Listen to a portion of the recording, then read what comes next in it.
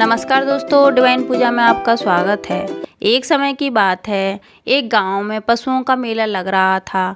उस मेले में से एक किसान बैल लेकर जा रहा था। तब रास्ते में उसे 4 ठग मिले। उन ठगों में से एक पिता और 3 पुत्र थे। तो वह ठग किसान से बोले, ये बैल कितने में बेचोगे?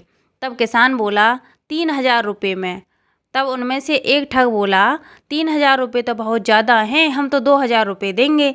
तब दूसरा ठग बोला, नहीं नहीं, 2000 रुपये ज़्यादा हैं, हम तो 1000 रुपये ही देंगे। तीसरा ठग बोला, नहीं नहीं, 1000 रुपये तो ज़्यादा हैं, हम 500 रुपये ही देंगे। फिर किसान ने सोचा, मिले सो भला, ठीक है 500 रुपये ही दे दो। इतने में ठगों के पिता बोले, ना 3 दूँ, ना 2 दूँ, ना 1 दूँ, मैं 2 रुपये में ही बैल लूँगा। फिर वह किसान बहुत दुखी हो गया और सोचने लगा, 2 रुपये में मेरे बैल चले जाएंगे। फिर उन ठगों ने किसान को 2 रुपये दे दिए और बैल लेकर चले गए। फिर वह किसान भी बहुत दुखी मन से अपने घर चला गया। तब किसान अपने घर पहुंचा तो उसकी पत्नी ने पूछा, सुनो जी, आप तो बैल लेने गए थे, तो आप बैल नहीं लेकर आए? तब उस किसान ने अपनी पत्नी को सारी बात बता दी और कहने लगा कि उन ठगों को सबक सिखाना ही पड़ेगा। फिर वह किसान अपनी पत्नी के कपड़े और गहने पहनकर उसी रास्ते से चला गया। फिर वह चारों ठग उसे उसी रास्ते में मिल गए। फिर उस किसान ने घूंघट करके उन ठगों के सामने रोना शुरू कर दिया और कहने लगा, मैं क्या करूं, कहाँ जाऊं, मेरे पास कोई काम नहीं है और 2 दिन से भूखी भी हूं। तब वह ठग आपस में बात करके बोले कि तुम हमारे पास रुक जाओ, हमारा भी खाना बना दिया करना और तुम्हें इससे काम भी मिल जाएगा। फिर वह किसान रूपी स्त्री बोली, ठीक है। फिर वह ठग और किसान रूपी स्त्री उन ठगों के घर चले गए। तब वह किसान रूपी स्त्री बोली कि तुम्हारे रसोई घर कहाँ है, मैं तुम्हारे लिए खाना बना देती हूँ। फिर उन ठगों में से एक ठग बोला, वो रहा चूल्हा। वह किसान रूपी स्त्री बोली, आप लोग खाना बनाने के लिए जंगल से लकड़ी ले आओ ताकि मैं आप लोगों के लिए खाना बना दूं। तब वह ठगों के 3 लड़के जंगल में लकड़ी लेने चले गए और ठगों का पिता बहुत थक गया था, इसलिए आराम करने के लिए लेट गया तो उसे गहरी नींद आ गई। तब उस किसान रूपी स्त्री ने एक लकड़ी उठाई और उन ठगों के पिता की खूब पिटाई की और किसान रूपी स्त्री ने कहा, ना 3 दूँ, ना 2 दूँ, ना 1 दूँ और तुझे मार मार के मैं चटनी बना दूंगा। तब उन ठगों के पिता की किसान ने खूब जमकर पिटाई की और वहां से चला गया। फिर उस ठग के तीनों पुत्र जंगल से आए तो उन्होंने देखा कि उनके पिता की बहुत बुरी हालत थी। तब उन्होंने पूछा, पिताजी क्या हुआ, अभी तो आप बिल्कुल सही थे। तब उन ठगों के पिता ने कहा, अरे वह स्त्री नहीं थी, वह किसान था जिसके हमने बैल लिए थे।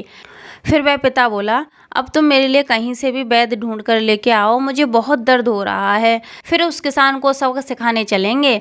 अब वह किसान समझ गया था कि अब वह ठग वैद्य जरूर ढूंढेंगे। फिर वह किसान वैद्य का भेष बनाकर उसी स्थान पर पहुंच गया जहां उन ठगों ने उस किसान से बैल लिए थे और वह ठग भी वहीं बैठ गए थे। तब वह किसान उन ठगों के पास पहुंच गया और बोला, अरे भाई क्या हुआ, तुम लोगों को कोई इलाज करवाना है क्या? तब वह ठग सोचने लगे, अरे वाह, हम वैद्य को ही ढूंढ रहे थे और वैद्य ही मिल गया। तब वह ठग बोले, हाँ हमारे पिताजी का इलाज करवाना है, आप हमारे घर चलो। तब वह तीनों ठग और वह किसान उन ठगों के घर चले जाते हैं और घर पहुंचकर उस किसान ने उन ठगों के पिता को देखा और वह किसान रूपी वैद्य बोला, अरे तुम्हारे पिताजी को तो बहुत चोट लगी है, इनके लिए तो तुम्हें जंगल से एक जड़ी बूटी लानी पड़ेगी, नहीं तो इनकी जान बचाना मुश्किल है। फिर उन तीनों ठगों ने कहा कि वह जड़ी बूटी कहाँ मिलेगी? तब वह किसान रूपी वैद्य बोला, वह जड़ी बूटी जंगल में बहुत दूर मिलेगी और आज ही शाम तक लेकर आनी है। तब वह तीनों ठग जड़ी बूटी लेने के लिए जंगल की तरफ निकल गए और फिर उस किसान ने फिर से एक लकड़ी उठाई और उन ठगों के पिता को फिर से बुरी तरह पीटा और कहने लगा, ना 3 दूँ, ना 2 दूँ, ना 1 दूँ और तुझे मार मार के तेरी चटनी बनाऊंगा और मैं वैद्य नहीं हूँ, मैं वही किसान हूँ और मैं कल फिर आऊँगा तेरी पिटाई करने। यह कहकर वह किसान उन ठगों के घर से निकलकर अपने घर की तरफ निकल जाता है। तब उसे रास्ते में एक घुड़सवार मिलता है। तब वह किसान उस घुड़सवार से बोलता है, भाई तुम मेरा एक काम करोगे? तो वह घुड़सवार बोलता है, भाई बोलो क्या काम करना है? फिर वह किसान बोला, जब कल तुम इस रास्ते से निकलोगे तो तुम्हें इस रास्ते में एक घर मिलेगा। उस घर के सामने यह बोलना है कि ना 2 दूँ, ना 3 दूँ, ना 1 दूँ। तब वह घुड़सवार बोला, मुझे इसके बदले क्या मिलेगा?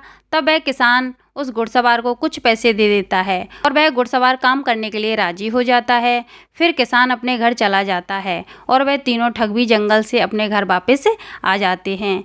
फिर दूसरे दिन वह घुड़सवार उसी रास्ते से जा रहा था तो उन चारों ठगों के घर के सामने जाकर बोलता है, ना 3 दूँ, ना 2 दूँ, ना 1 दूँ, और यह बोलकर आगे चला जाता है। फिर यह सुनकर वह ठगों के पिताजी बोले, अरे वह किसान फिर से आ गया। फिर वह तीनों बेटे बोले, पिताजी आप चिंता मत करो, आज इस किसान को नहीं छोड़ेंगे, आज इसे सबक सिखा कर ही आएंगे। फिर वह तीनों ठग उस घुड़सवार के पीछे पीछे बहुत दूर जंगल में चले जाते हैं और वह किसान फिर से उन ठगों के घर आकर उनके पिताजी को बहुत बुरा पीटता है और वह अपने बैल लेकर वापस चला जाता है। फिर वह तीनों ठग रास्ते में बातें करते हुए वापस अपने घर आ रहे थे तो पहला ठग बोला, यार इस किसान ने तो सारे हाथ पैर ही घुमा घुमा कर तोड़ दिए।